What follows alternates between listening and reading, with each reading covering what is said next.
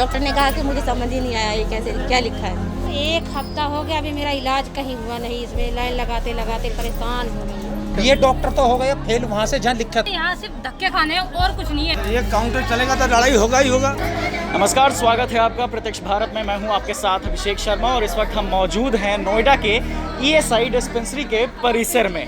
यहाँ पे आप मेरे पीछे भीड़ देख सकते होंगे, जिस तरीके की यहाँ पे भीड़ लगी है। और आपको मैं बता दूँ यहाँ पे भीड़ क्यों लगी है। यहाँ पे भीड़ इस वजह से लगी है क्योंकि यहाँ पे लोग पहले नंबर लगाते हैं, यहाँ से पर्ची कटवाते हैं, पर्ची कटवाने के बाद डॉक्टर के पास जाते हैं, डॉक्टर वहाँ पे उनकी दवाइयाँ लिखता है, दवाइयाँ लिखने के बाद ये फिर एक और डिस्पेंसरी में जाते हैं, वहाँ से फिर दवाइयाँ मिलती हैं नहीं मिलती हैं पता नहीं। यहाँ पे 1 2 3 4 काउंटर मेरे सामने दिख रहा है, लेकिन एक ही काउंटर खुला हुआ है और भीड़ इतनी सारी दिख रही है। उसके बाद सवाल ये उठाया जाता है कि हमारी जनता जो है वो जागरूक नहीं है और इसकी वजह से कोरोना फैल रहा है। तो चलिए यहाँ पे लोगों से बातचीत करते हैं, जानने की कोशिश करते हैं कि आखिर इसका जो हालात है इसके वो ऐसे क्यों होते हैं, कितनी कठिनाइयों का सामना करना पड़ता है। तो चलिए एक एक से करके बात करते हैं। सबसे पहले ये बताइए कि क्या होता है यहाँ पे। आप पहले आते हैं और उसके बाद होता क्या है? यहाँ आते हैं जी, आने के बाद में 2 काउंटर है यहाँ पे। एक काउंटर खुला मिलता है जी, एक काउंटर पर 3 लाइन लगती है यहाँ पे आदमी। हाँ, 3 लाइन लगी पड़ी है। जब हर लाइन पर हर आदमी सीट पर मौजूद होते तो इतना भीड़ होने की संभावना नहीं थी। तो 4 में से एक ही काउंटर खुला रहता है? एक ही काउंटर खुला रहता है हमेशा जब भी आओ तो एक ही काउंटर। अच्छा, आप बताइए क्या क्या होता है यहाँ पे? मैं 1 साल में आई हूँ। एक साल में आने के बाद में इन लोगों ने मेरा कार्ड भी पेंडिंग में डाल दिया ये। अच्छा, मैं नहीं कहीं से डिस्पेंसरी से दवाई भी नहीं ले सकती। यहाँ होता क्या है ये तो बताइए। यहाँ क्या है कि यहाँ सिर्फ धक्के खाने हैं और कुछ नहीं है। इन लोगों को ना तो ये दवाई देते ढंग से जी, पूरा ये होता है एक पर्ची बनाएंगे तो सेक्टर 24 चले जाओ जी, 24 वाले लिखेंगे कि सेक्टर 12 जाओ जी, 12 वाले करेंगे जी डॉक्टर के पास जाओ, डॉक्टर उठ के भाग जाएंगे। अच्छा, भागने के बाद में फिर बैठेंगे भी, देख भी लेंगे तो कहेंगे जाओ दवाई ले लो। उसमें आधी या 1 2 ही दवाई मिलेंगी। अब मुझे ये बताइए कि अगर मुझे एक दवाई लेनी है जी डिस्पेंसरी से तो जी, मुझे लगभग कितने धक्के खाने होंगे? आप ये लगा लो कम से कम 2 चक्कर आपके तो सेक्टर 24 के लगने हैं। 2 सेक्टर 24 के और 12 के? 12 के तो ये गिनती नहीं है। अच्छा, क्योंकि ये लोग यहाँ से सेक्टर 24 में दूर है, रिक्शा से ही जाना होता है। बिल्कुल सही बोल रही हैं आप। 24 यहाँ से दूर है, बिल्कुल दूर है और यहाँ पे धक्के खाने पड़ते हैं दवाइयों लेने के लिए।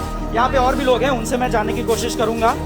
आप बताइए यहाँ पे क्या चलता है? ये डिस्पेंसरी है, ये डिस्पेंसरी है, इसमें दवाइयाँ मिलती हैं, क्या होता है यहाँ पे पूरी बात सर बताइए। पहले सेक्टर 24 जाते हैं। अच्छा, सेक्टर 24 में डॉक्टर साहब दवाई लिखेंगे इस पीले पर्चे पर। अच्छा, इस पीले पर्चे पर। हाँ, ये पीला पर्चा है कि जाओ आप दवाई ले लो जी, ठीक है।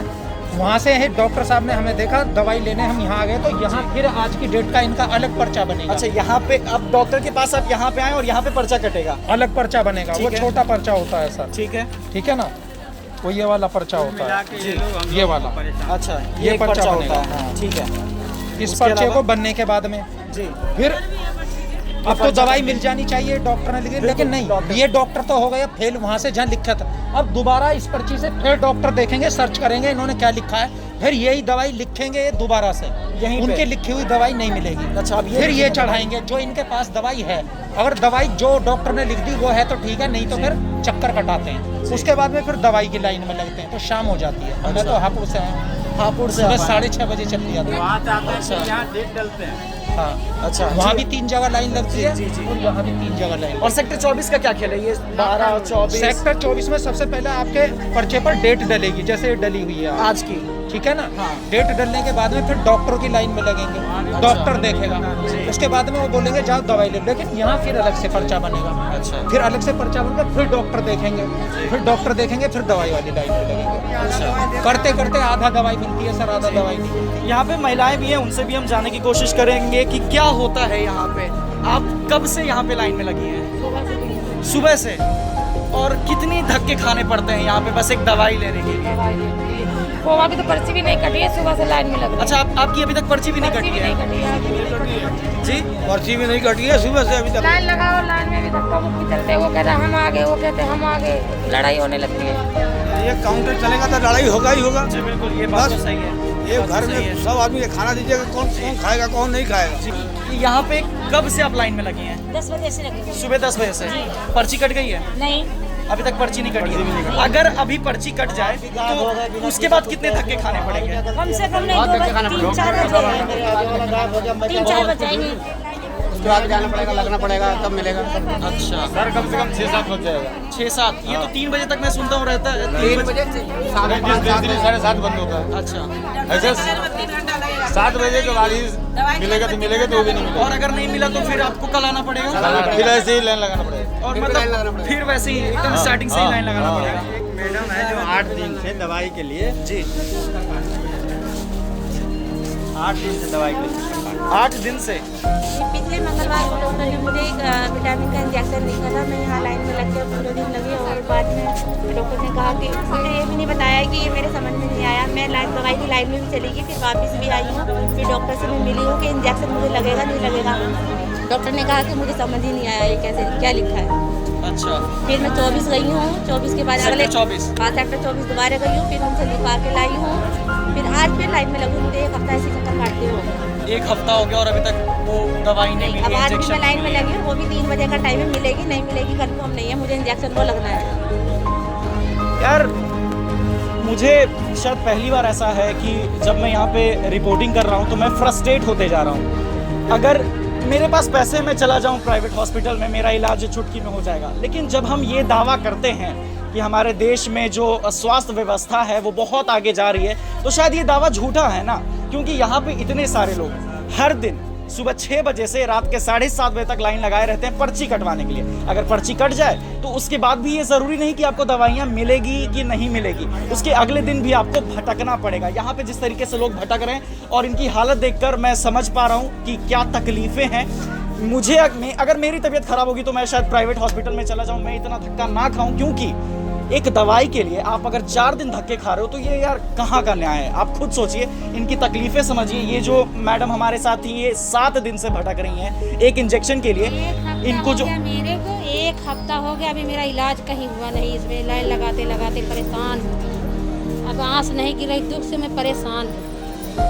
क्या करूँ? क्या किया जाए बताइए।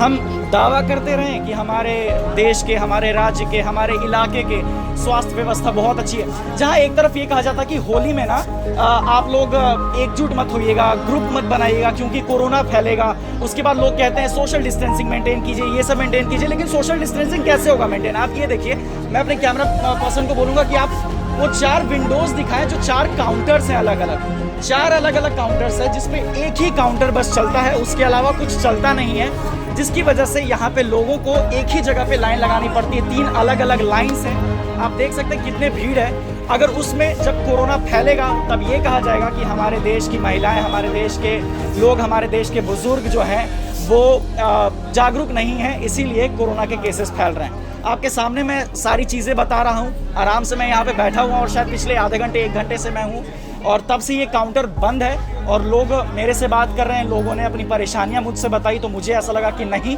ये एक बहुत सीरियस इशू है और इस पे बात उठानी ज़रूरी है।